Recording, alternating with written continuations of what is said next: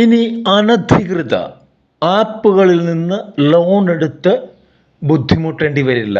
കാരണം മറ്റൊന്നുമല്ല, ഏതൊക്കെയാണ് അംഗീകരിച്ചിട്ടുള്ള ആപ്പുകൾ എന്ന് RBI തന്നെ പറഞ്ഞു തരും. ഇന്നത്തെ പത്രത്തിൽ വന്നൊരു വാർത്തയാണ്, എല്ലാവരും വായിച്ചു കാണാൻ സാധ്യതയില്ല, അതുകൊണ്ട് നമ്മളൊരു വീഡിയോ ആയിട്ട് ചെയ്യുകയാണ്. മാക്സിമം ആളുകളിലേക്ക് ഷെയർ ചെയ്യുക, പ്രത്യേകിച്ച് ലോണുകൾ എടുക്കുന്ന ആളുകളിലേക്ക്. ഇത് വായ്പാ ആപ്പുകളുടെ കാര്യമാണ് ഇവിടെ പറയുന്നത്. ഏകദേശം 1600 വായ്പാ ആപ്പുകളുടെ പട്ടികയാണ് പ്രസിദ്ധീകരിച്ചിരിക്കുന്നത്. അംഗീകൃത മൊബൈൽ ആപ്പ് വഴിയാണോ നിങ്ങൾ വായ്പ എടുക്കുന്നതെന്ന് ഇനി എളുപ്പത്തിൽ പരിശോധിക്കാം. അതിനു മുമ്പ് അല്പം പിന്നിലുള്ള ഒരു കാര്യം കൂടെ പറയാം. ഈ ആപ്പുകളിൽ നിന്ന് ലോണുകൾ, ചെറിയ എമൗണ്ടുകൾ, 20,000 രൂപ എടുത്ത് 1,00,000 രൂപ അടയ്ക്കേണ്ടി വന്ന ആളുകളെ പറ്റി അറിയാം. അങ്ങനെ ചെറിയ ചെറിയ എമൗണ്ടുകൾ എടുത്തിട്ട് കൃത്യമായിട്ട് അടയ്ക്കാൻ പറ്റാതെ വരുമ്പോൾ അത് പെരുകി വലിയ തുകയായി മാറി വലിയ ബുദ്ധിമുട്ടായിട്ടുള്ള ഒരുപാട് ആളുകൾ നമ്മളുടെ ലോണിനെ കുറിച്ചുള്ള വീഡിയോകളിൽ വന്ന് കമൻറ്റ് ചെയ്യാറുണ്ട്. അവർക്ക് വേണ്ടിയാണ് പ്രത്യേകിച്ചത്. ഇനി പുതുതായിട്ട് ആപ്പുകൾ വഴി ലോൺ എടുക്കാൻ സാധ്യതയുള്ളവർക്ക് വേണ്ടിയും ആണ് ഈ വീഡിയോ. രാജ്യത്തെ അംഗീകൃത വായ്പാ ആപ്പുകളുടെ പട്ടിക, അതായത് വൈറ്റ് ലിസ്റ്റ് എന്ന് പറയും, റിസർവ് ബാങ്ക് സ്വന്തം വെബ്സൈറ്റിൽ പ്രസിദ്ധീകരിച്ചു. നിങ്ങൾ വായ്പ എടുക്കുന്ന ആപ്പിൻ്റെ പേര് ആ പട്ടികയിൽ ഉണ്ടോ എന്ന് നോക്കി ഉറപ്പിച്ചതിന് ശേഷം മാത്രം വായ്പ എടുക്കുക. ഇതിലില്ലെങ്കിൽ തട്ടിപ്പിനിരയാകാൻ സാധ്യത കൂടുതലാണ്. ഓൺലൈൻ വായ്പാ തട്ടിപ്പുകൾ പെരുകുന്ന സാഹചര്യത്തിലാണ് RBIയുടെ ഈ നിർണായകമായിട്ടുള്ള നടപടി വരുന്നത്. 1600 അംഗീകൃത ആപ്പുകളുടെ പട്ടികയാണ് പ്രസിദ്ധീകരിച്ചത്. അതായത് നമ്മളുടെ ഇന്ത്യയിൽ 1600 ആപ്പുകൾ ഇത്തരത്തിലുള്ള വായ്പകൾ നൽകുന്നുണ്ട് എന്നുള്ളതും മറ്റൊരു കാര്യം. ഇത് അംഗീകരിച്ചത്. അംഗീകരിക്കാത്ത മറ്റ് 3600ഓളം ആപ്പുകളാണ് ഉള്ളത് എന്നുള്ളത് അനൗദ്യോഗികമായിട്ട് അറിയാൻ കഴിഞ്ഞ കാര്യം.